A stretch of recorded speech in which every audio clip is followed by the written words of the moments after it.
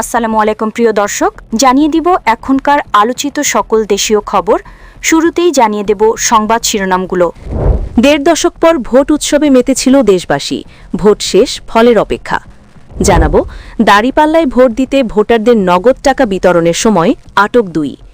এরপর থাকছে নির্বাচন সুষ্ঠু ও নিরপেক্ষ হলে মেনে নেব, বলছেন তারেক রহমান। অনেক ভোট কাভার করেছি, এত সুষ্ঠু পরিবেশ লাইফে দেখেনি।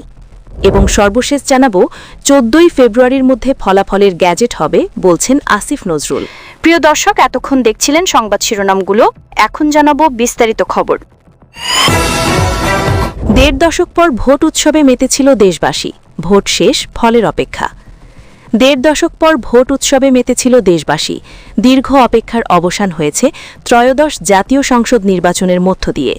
আজ বৃহস্পতিবার ১২ ফেব্রুয়ারি সকাল ৭:৩০ থেকে বিকাল ৪:৩০ পর্যন্ত চলেছে ভোটযুদ্ধ। নির্দিষ্ট সময়ের সন্ধে শেষ হয়েছে ভোট গ্রহণ। এবার ফলের অপেক্ষায় আছেন প্রার্থী ও ভোটাররা।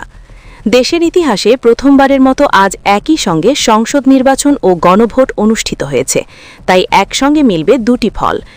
কে কত ভোট পেলেন, পছন্দের প্রার্থী বিজয়ী হয়েছেন কিনা তা জানার জন্য ভোট কেন্দ্রগুলোতে ভিড় করছেন নাগরিকরা। কেউ কেউ তাকিয়ে আছে টেলিভিশনের পর্দায়, অধীর আগ্রহে করছেন অপেক্ষা। তবে এবার দুটি ভোট একসঙ্গে হওয়ায় ব্যালটগুলো গণনা শেষে ফলাফল প্রকাশে কিছুটা দেরি হতে পারে বলে আগেই জানিয়ে রেখেছে নির্বাচন কমিশন।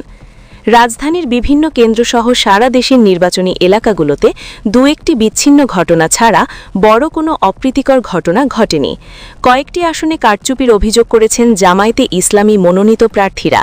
দলটির পক্ষ থেকে নির্বাচন কমিশনে অভিযোগ দিয়ে সংশ্লিষ্ট কেন্দ্রগুলোতে ভোট গ্রহণ স্থগিত চাওয়া হয়েছে। কোথাও কোথাও জাল ভোট দেওয়া, ব্যালট বই ছিনতাই ও কেন্দ্র দখল চেষ্টার অভিযোগে বেশ কয়েক ব্যক্তিকে গ্রেপ্তার করে দণ্ড দিয়েছেন ভ্রাম্যমাণ আদালত। নির্বাচন কমিশনের নির্দেশনা অনুযায়ী বিকাল ৪:৩০ মধ্যে যারা ভোট কেন্দ্রের লাইনে দাঁড়াবেন তারা নির্দিষ্ট সময়ের পরও ভোট দিতে পারবেন, তবে বিকাল ৪:৩০ ভর আর নতুন করে কেউ লাইনে দাঁড়াতে পারবেন না। নির্বাচনী নিরাপত্তায় সেনাবাহিনী, বিজিবি, র্যাব, পুলিশ ও আনসার মিলিয়ে প্রায় ৯ লাখ সদস্য মোতায়েন করা হয়েছে এবং ৪২,৭৩৯টি কেন্দ্রে প্রায় ৮ লাখ কর্মকর্তা দায়িত্ব পালন করছেন। নির্বাচন পর্যবেক্ষণে দেশি বিদেশি মিলিয়ে প্রায় ৫৬,০০০ পর্যবেক্ষক নিয়োজিত আছেন। দাঁড়িপাল্লায় ভোট দিতে ভোটারদের নগদ টাকা বিতরণের সময় আটক ২।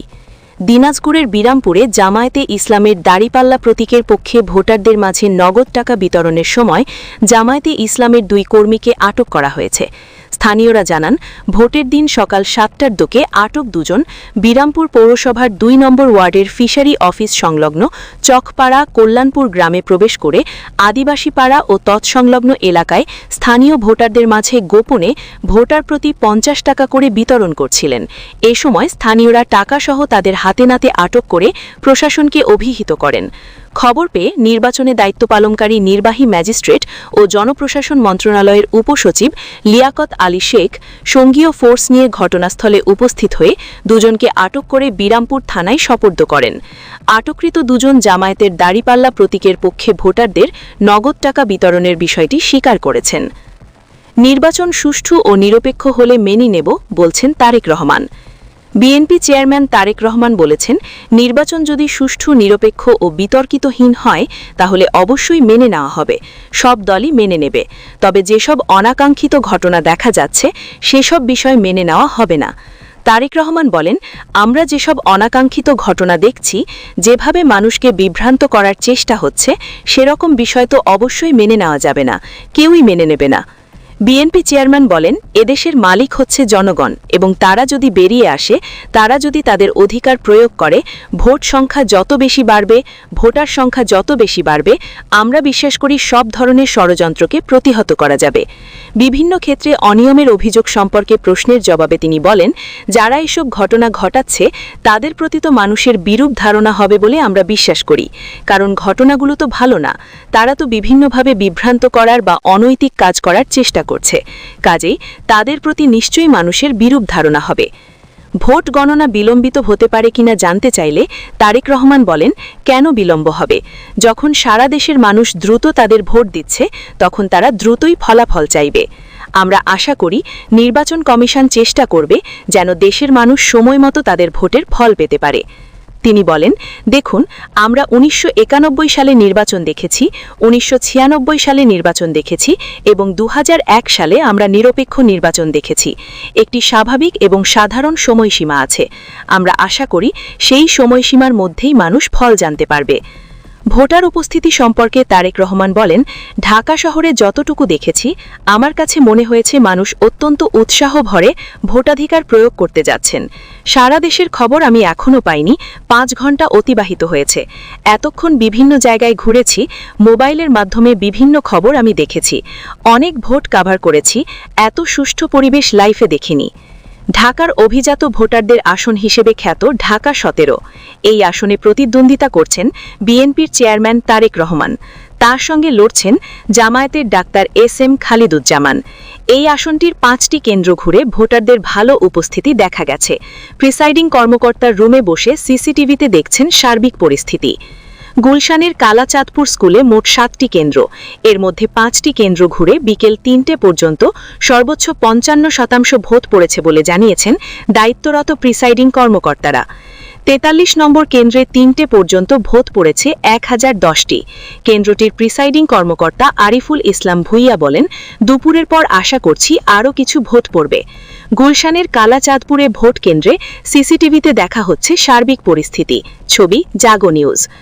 41 নম্বর কেন্দ্রে 2:30 পর্যন্ত ভোট পড়েছে 44%। এই কেন্দ্রে মোট ভোটার 1764 জন, ভোট পড়েছে 778টি।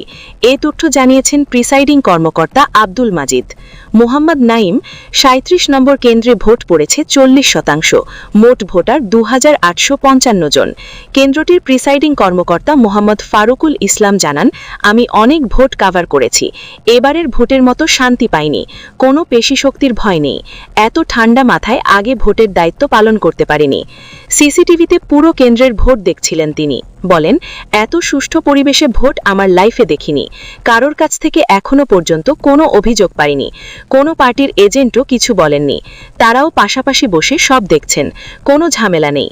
এবার তো মানুষ ঈদের আমেজে ভোট দিচ্ছে। দেখেন, আমার সামনে খোলা ব্যালট পড়ে আছে বক্সে। সামান্যতম কোনো সমস্যা এখনো পর্যন্ত পাইনি। আশা করছি 60% বেশি ভোট পড়বে। 42 নম্বর কেন্দ্রে ভোট পড়েছে 42%, মোট ভোটার 1837 জন। 3টে সোয়া পর্যন্ত ভোট পড়েছে 768টি। প্রিসাইডিং কর্মকর্তা মোহাম্মদ ইখতিয়ার উদ্দিন বলেন, ভোট ভালো হচ্ছে, কোনো ঝামেলা নেই কেন্দ্রে, সবাই রিল্যাক্সে ক্যাচ করছে। 14 ফেব্রুয়ারির মধ্যে ফলাফলের গ্যাজেট হবে বলছেন আসিফ নজরুল। সর্বোচ্চ 14 ফেব্রুয়ারির মধ্যে নির্বাচনের ফলাফলের গ্যাজেট প্রকাশ করা হবে এবং 17 থেকে 18 ফেব্রুয়ারির মধ্যে নতুন সরকার গঠন করা হবে বলে জানিয়েছেন আইন বিচার ও সংসদ বিষয়ক উপদেষ্টা আসিফ নজরুল। আসিফ নজরুল বলেন, 17 থেকে 18 ফেব্রুয়ারির মধ্যেই অর্থাৎ রমজানের আগেই নির্বাচিত সরকারের কাছে ক্ষমতা হস্তান্তর করা হবে। ফলাফলের গ্যাজেট নোটিফিকেশনের পর যত দ্রুত সম্ভব সংসদ সদস্যদের শপথ অনুষ্ঠানের ব্যবস্থা করা হবে। এরপর নতুন সরকার শপথ গ্রহণ করবে। উপদেষ্টা আরও বলেন, গ্যাজেট নোটিফিকেশন সর্বোচ্চ 14 ফেব্রুয়ারির মধ্যে প্রকাশ করা হবে এবং 17 থেকে 18 ফেব্রুয়ারির মধ্যে সরকার গঠন সম্পন্ন হবে। নির্বাচনের সার্বিক পরিস্থিতি নিয়ে তিনি বলেন, এখন পর্যন্ত পরিস্থিতি ভালো রয়েছে। প্রিয় দর্শক, এই ছিল এখনকার গুরুত্বপূর্ণ নিউজ। আরও গুরুত্বপূর্ণ নিউজ নিয়ে ফিরছি কিছুক্ষণের মধ্যে। নিউজগুলো সবার আগে দেখার জন্য এই চ্যানেলটি সাবস্ক্রাইব করে আমাদের সাথে থাকুন। ধন্যবাদ।